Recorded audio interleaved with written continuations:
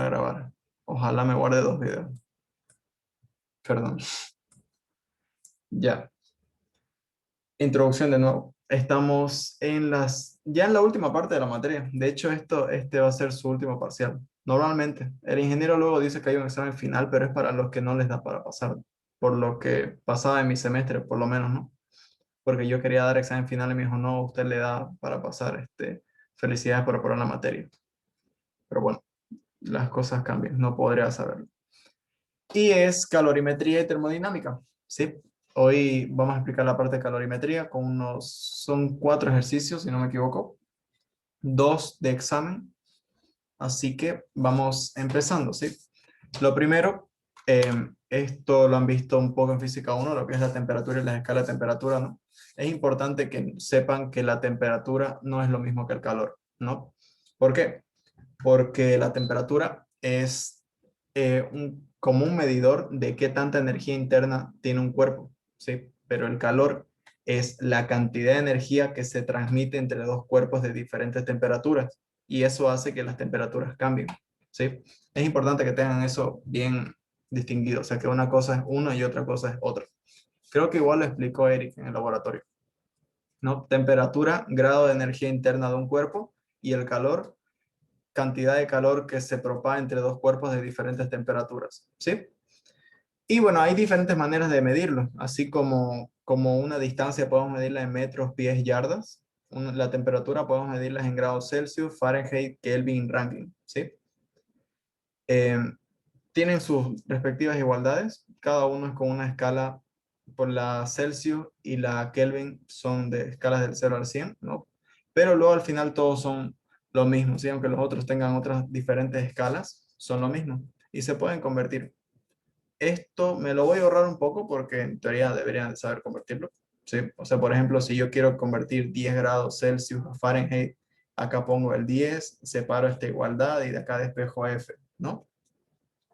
Bueno, Em, también tengan en cuenta que lo que más vamos a usar es el Kelvin, ¿sí? El Kelvin que es, normalmente es la escala de temperatura que se utiliza para investigaciones y etcétera, ¿sí? Es la que se utiliza internacionalmente, ¿sí? Y de hecho es cuando uno habla de que, no sé si han escuchado, si se los mencionó Erika en laboratorio, de que nunca se ha llegado al cero absoluto, es obvio que no se refiere a los 0 grados centígrados, ¿no? Se refiere a los 0 grados Kelvin, ¿sí? No se ha llegado a los 0 grados Kelvin. Porque eso ya indica un estado de movimiento cero dentro del cuerpo, o sea, de energía cero de todas las partículas quietas. Se ha llegado muy cerca al 0,0000 tanto, pero no al cero absoluto. Pero eso no tiene nada que ver, es información extra. Sigamos. Dilatación, cuando un cuerpo varía su temperatura, tiene una propiedad la cual hace que sus dimensiones cambien, ¿sí? Esto pasa, por ejemplo, en las baldosas no sé si han visto en el Cambódromo que hay unas baldosas así cuadradas, ¿no? En el piso y que tienen cierta distancia. Esa distancia es previendo esto, porque cuando hace mucha calor, esa distancia que tienen acaba siendo casi mínima. ¿Por qué? Porque se está dilatando. Y de hecho esto tiene bastante que ver en todas las construcciones en general. De hecho, cuando uno hace una casa, tiene que tomar en cuenta la dilatación de los hierros también, que fue parte de su investigación, ¿no? Hay como unos ciertos vacíos para tomar en cuenta eso, porque un cuerpo, al variar su temperatura, varía sus dimensiones. Igual, también tengan en cuenta de que no solo va a aumentar, si un cuerpo se enfría, también se encoge, ¿sí? O sea, si uno lo aumenta la temperatura, se aumenta la dimensión dependiendo de qué tipo de dilatación sea. Y si se le quita temperatura, se disminuye. ¿Ok? Y hay 3 tipos de dilataciones, que son la lineal, superficial y volumétrica. También tenemos un coeficiente de dilatación lineal, que es como un coeficiente, o sea, una propiedad única de cada material. El cobre tiene un coeficiente de dilatación lineal, el hierro tiene uno, el oro tiene uno, el aluminio tiene uno, todos tienen uno propio, y es una medición de cómo se comporta el cuerpo al dilatarse, ¿sí? Por eso es que cada uno tiene una diferente, porque dependiendo de qué cuerpo sea, se va a dilatar de una manera u otra. Pero bueno, dilatación lineal, es cuando sus dimensiones varían en solo una dimensión. El caso más general son las varillas, ¿no? Por ejemplo, en este caso tengo una varilla que tiene una temperatura inicial y si a la temperatura inicial yo le sumo una variación de temperatura, va a tener una temperatura final, pero al variar la temperatura, varían sus dimensiones, ¿no? Aumenta su longitud. La dilatación lineal está definida por longitud final igual longitud inicial por 1 más dilatación, coeficiente de dilatación lineal por la variación de la temperatura, ¿no? Esto es importante que lo tengan en cuenta porque hay veces que un ejercicio les dice, hay dos tipos de ejercicios que les dicen, por ejemplo, inicialmente tenía 10 grados centígrados y al final acabó con 30 y ahí ponen 30 menos 10. Pero si yo les digo, este, su temperatura cambió en 20 grados, ahí mucha gente se pierde porque hay varios que se pierden porque dicen, ¿qué voy a hacer? No me han dado otro dato. No, te están diciendo directamente que la variación de temperatura es 20 y es lo mismo, ¿no? Bueno. Sé que suena algo obvio y que tipo, ¿cómo me voy a equivocar en eso? Pero pasa. Igual que pasa con lo que les dije de equivocarse en las densidades en el segundo parcial, que espero que no les haya pasado. En fin, ¿qué más? ¿Qué más? Superficial, pues en vez de una dimensión son dos, se aumenta el área. Acá hablamos de planchas metálicas generalmente, o sea, de planchas delgadas, ¿no? Cuando uno le varía la temperatura, sus dimensiones aumentan. Así como si uno le quita calor, o sea, sustrae calor, le baja la temperatura, sus dimensiones disminuyen.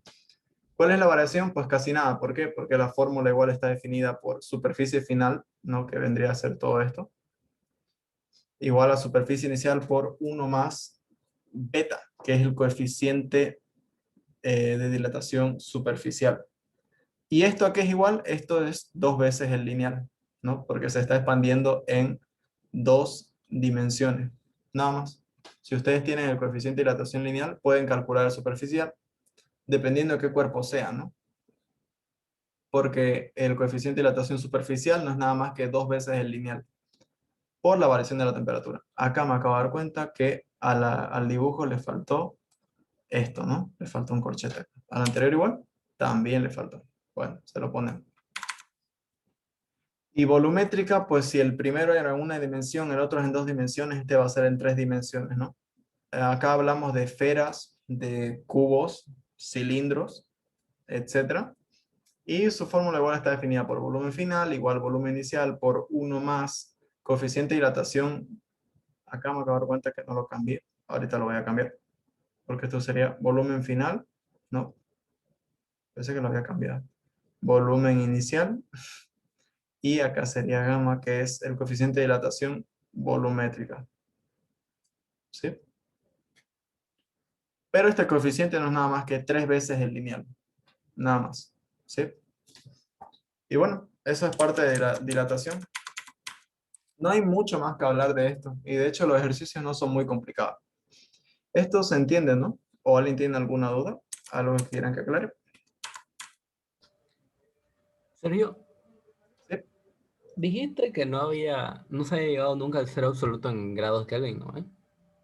por lo que tengo entendido, no. Cuando está en cero absoluto quiere decir que ninguna partícula se mueve, ¿no? Exactamente. Entonces, esta es una pregunta un poco tétrica, pero ¿y un cuerpo que está muerto? Un cuerpo que está muerto es que de todas maneras, o sea, un cuerpo igual recibe calor externo, ¿no? Mm, Un cuerpo, si uno mide la temperatura, no va a estar nunca a menos 273 grados Celsius. Normalmente está a 10, así, ¿no? Porque igual recibe calor externo por radiación, ¿no? mm, bien. Un poco tétrico. Pero bueno, sí, es una pregunta. ¿Alguna otra duda?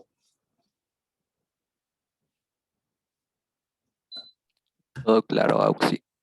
Ok, sigamos. Si tienen preguntas tétricas, igual me las pueden hacer ya. Veamos si está dentro de mis dominios. Bueno, ahora como les dije, la temperatura es el grado de energía interna y el calor, pues es la cantidad de energía que se traspasa entre dos cuerpos.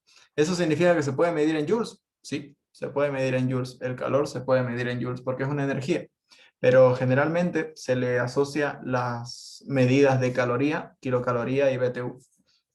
¿Caloría qué es? Es la cantidad que se necesita para que 1 gramo de agua eleve su temperatura 1 grado Celsius. Kilocaloría es la cantidad de calor, o sea, la cantidad de energía que se necesita para que 1 kilogramo de agua eleve su temperatura a 1 grado Celsius. Y el BTU, que es la British Thermic Unit, la unidad térmica británica, es la misma cantidad, pero para elevar 1 libra de agua 1 grado Fahrenheit. ¿Sí? Nada más que eso. O sea, como les digo, de que las calorías las puede medir en joules, puede medirlas en joules, pero normalmente se miden calorías, kilocalorías. Y BTU si son británicos, ¿no? Pero acá nadie es británico. ¿O sí? En fin, nada más que eso. O sea, se utiliza como referencia el agua normalmente, ¿sí? Y de hecho de ahí se saca lo que es el calor específico, que ahora se los explico. Pero bueno, imagínense que yo tengo 1 gramo de agua y está a 20 grados Celsius. La cantidad de energía que yo le tengo que dar al gramo de agua para que de 20 pase a 21, eso es una caloría. Eso, nada más. Y la kilocaloría obviamente es una cantidad más grande porque voy a calentar una cantidad mayor de agua, porque en vez de 1 gramo caliento 1 kilogramo de agua para que de 20 le ponga una cantidad grande de energía y pasa a 21, ¿no? Pude haberlo dibujado ahora que lo pienso, pero bueno. Ahí tiene igual unas equivalencias por si es que las llegan a necesitar, pero dejémoslo ahí por ahora. Y el calor específico es lo que define cómo recibe el calor cada cuerpo.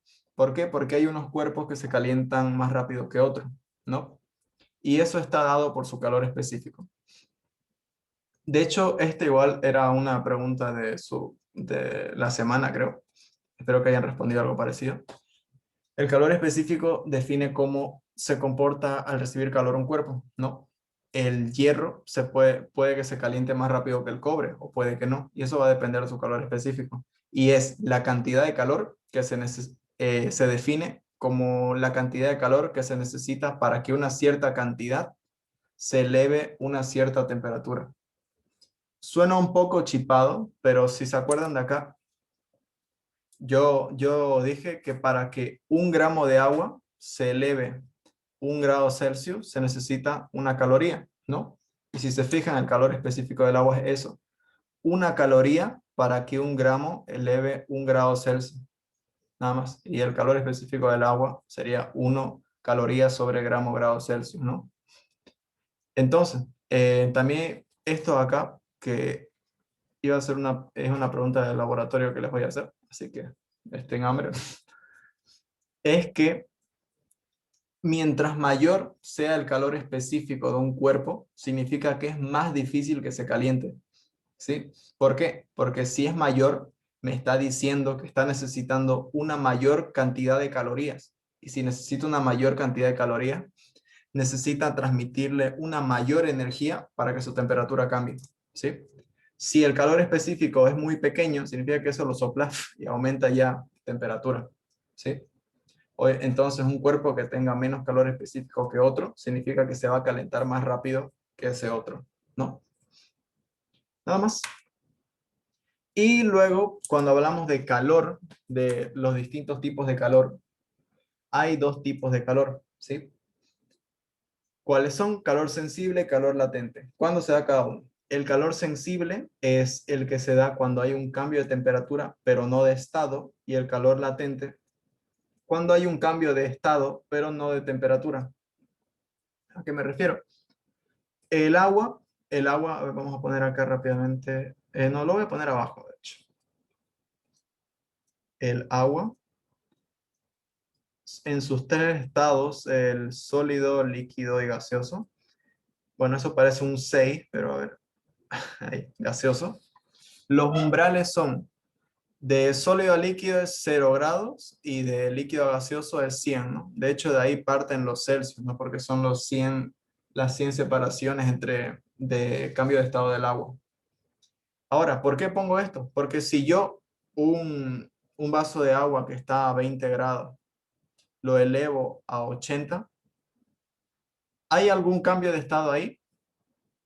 No, ¿verdad? Sigue estando dentro del líquido. ¿Eso qué significa?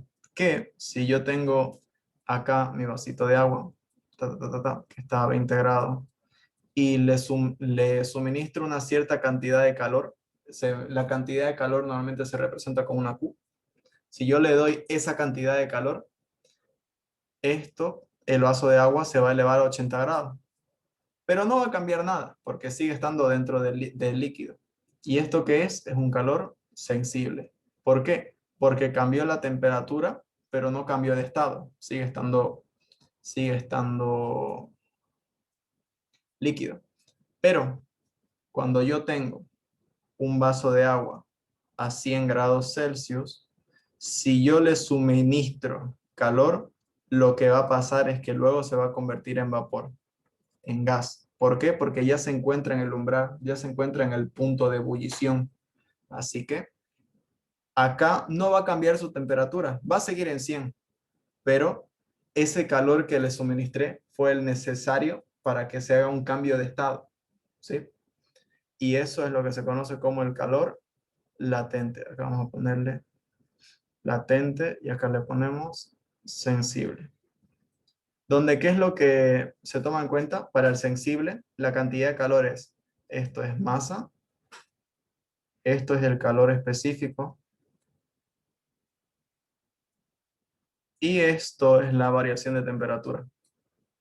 Y como en el latente no hay variación de temperatura, fíjense que de 100 pasó a 100, solo que en vez de líquido es gaseoso, solo se toma en cuenta la masa y esto que se le llama calor de transformación, que es una propiedad de los cuerpos, depende de qué cuerpo sea, cuando se cambia de un estado a otro. ¿A qué me refiero?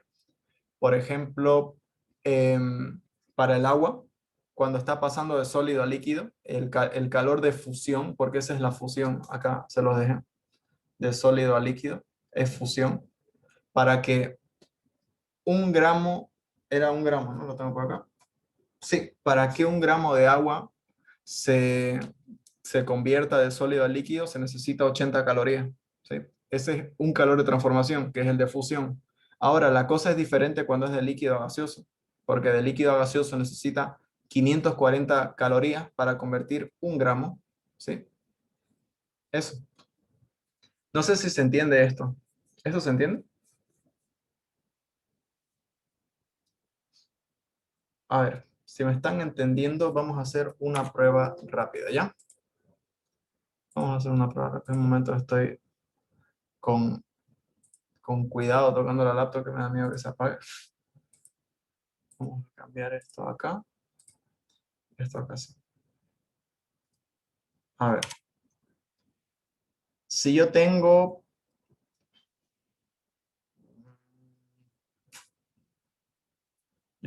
acá un cubo de hielo a menos 5 grados Celsius y yo quiero que llegue a ser 60 grados Celsius, pero líquido. ¿Cuántos calores hay de por medio? Esto es básico para plantear un problema después. ¿Cuántos calores habría de por medio ahí? Habría dos calores. 2 calores. ¿Seguro? Un, no, tres, porque uno que es el de -5 hasta 0, el latente, y el de 0 hasta 60. Exactamente, ¿no? Si ahora mismo está en sólido, yo lo tengo que llevar hasta el punto en el que se vaya a convertir. Así que lo llevo hasta los 0 grados. ¿Con qué cosa? Con un calor sensible. Y ahora que ya está a los 0 grados, como yo lo quiero en líquido, acá, pum, aplico otro calor que lo convierta en agua, pero a 0 grados. Bueno, agua sigue siendo en líquido. Esta vez es un calor latente y de los 0 a los 60 hay otro calor sensible, porque está variando la temperatura, pero no el estado. ¿No? Exactamente. Nice. Bien. Entonces, bueno, con esto ya vamos a poder plantear un problema después. ¿Qué más? Lo último de hoy y pasamos a los ejercicios, que es el calorímetro. Calorímetro, ahí tiene la definición en general, pero normalmente un calorímetro se utiliza para poder calcular el calor específico de objetos desconocidos. ¿Por qué? Porque una propiedad que se da es que cuando uno pone dos cuerpos de diferentes temperaturas juntos, o sea, imagínense que yo pongo un cuerpo de 100 grados y un cuerpo de 0 grados juntos, uno al ojo podría decir, pues los dos van a acabar a 50. Depende, ¿no? Depende de si son el mismo material. Si son el mismo material, claro. Pero si son distintos, ahí va a depender del calor específico. Pero lo que siempre se da es que el que está más caliente, o sea, el que tiene 100 grados, va a perder la misma cantidad de energía que el que está a 0 grados va a ganar. ¿A qué me refiero? Imagínense que yo tengo acá un cubo de un material desconocido a 100 grados y acá tengo otro cubo a 30 grados. Y cuando yo los pongo juntos, acá, acá, ahí, pum, a ver si me deja PowerPoint. Los dos acaban a 75 grados, digamos. Y además ahí me van a decir, pero Sergio, entonces se han acabado. Fíjate que el uno aumentó 45 y el otro perdió 25. No es la misma cantidad de calor. No. ¿Eso qué significa? Que este tiene un calor específico mayor que el otro, pero el calor que este perdió es igual al calor que este ganó, ¿sí? Y se aprovecha esa propiedad se aprovecha un calorímetro para luego acabar despejando el calor específico de un cuerpo que no se conoce. Esto más lo vamos a ver en el ejercicio. Pero algo que hay que tomar en cuenta igual es que cuando los dos acaban en la misma temperatura, porque van a acabar terminando a la misma temperatura, eso es lo que se conoce como el equilibrio térmico, ¿sí? Cuando hay dos cuerpos de diferentes temperaturas, se igualan, acaban en una igual, ¿no? Que va a ser dependiendo de los cuerpos que sean. Pero en fin, a eso se refiere. Si uno de mayor calor y otro de menor acaban igual, el calor que perdió el mayor es igual al calor que ganó el menor, ¿sí? Nada más. Antes de que pasemos a los ejercicios, aunque quedan 7 minutos, creo que nos da tiempo para hacer uno. ¿Tienen alguna duda? ¿Hasta acá?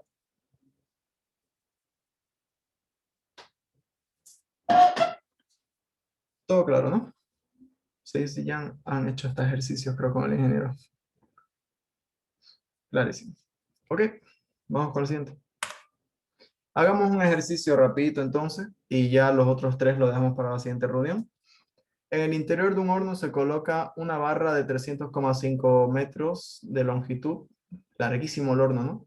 A una temperatura de 10 grados Celsius y su longitud final pasa a ser 300,65. Determinar la temperatura final del horno. Es obvio que la temperatura final de la barra va a ser la temperatura final del horno. ¿Por qué? Porque van a acabar terminando un equilibrio térmico. Y si la barra estaba a 10 y el horno, qué sé yo, a 500, al final la barra va a acabar aquí al equilibrio térmico que haya, ¿no? Ahí ya depende si es que el horno le están pasando calor, etc. Pero la cosa es que va a acabar a la temperatura del horno. Así que lo analizo. Inicialmente, una barra acá tiene 300,5 metros y eso es la longitud inicial. Y luego dice que, pum, se le aplica acá un cambio de temperatura porque se le mete al horno y aumenta su longitud. Y acaba teniendo 300,65 metros, que esto va a ser la longitud final. Acá tenía una temperatura inicial de 10 grados Celsius y ahora yo quiero saber a qué temperatura final acabó, ¿no? Y me dice que el coeficiente de dilatación lineal de la barra es 13 por 10 a la menos 6. Esto se mide en grados centígrados a la menos 1, ¿ya? Determinar la temperatura final del horno. Pues si es una barra, es dilatación lineal, así que sería longitud final igual a longitud inicial por 1 más alfa por temperatura final menos temperatura inicial. Esta fórmula es de las más fáciles de recordar. Así que acá lo único que voy a hacer es, ¿tengo la longitud final? Sí. ¿Tengo la inicial? Sí. ¿Tengo el coeficiente de dilatación? Sí. ¿Tengo la inicial? Sí. Solo despejo la temperatura final. Nada más. Esto es de lo más sencillo que van a pillar, ¿no? Longitud final, este que está multiplicando pasa a dividir y me queda 1 más alfa por temperatura final menos temperatura inicial. Este 1 que está sumando puede pasar al otro lado a restar, ¿no? Y el alfa que está multiplicando puede pasar a dividir. Y me quedaría algo así. Me quedaría algo así. Temperatura final menos temperatura inicial. Entonces, la temperatura final, al final va a ser longitud final sobre longitud inicial menos 1 entre el coeficiente de dilatación lineal más la temperatura inicial. ¿Sí? No es nada más que un ejercicio de despeje esto. Así que vayan ayudándome con la calculadora, porfa. La longitud final es 300,65 dividido entre la longitud inicial que era 300,5. Esto le quito 1 y lo divido entre el coeficiente de dilatación lineal que era 13 por 10 a la menos 6 grados centígrados a la menos 1, más la temperatura inicial que es 10. ¿Eso cuánto sale? 48.40. 48,40. Ok. Y así de fácil, ¿no? Este no es el ejercicio más complicado de la vida, pero es uno de dilatación. El siguiente ya un poco más. Y ya para la siguiente asignatura vamos a hacer otro, igual más complicado. No hay ninguna duda en este, ¿no? ¿O sí? Marcos, Diego, Gabriel, Carlos Mesa. Todo claro, ¿no? Todo ok. Ok. Entonces, para que no nos corte la mitad los otros ejercicios, ya la siguiente reunión solo para hacer los ejercicios que quedan. Y con eso terminamos, ¿ok? Ahorita les mando otro link al grupo y nos vemos en unos minutos, ¿ok? Nos vemos, chicos. Ahora les mando el link.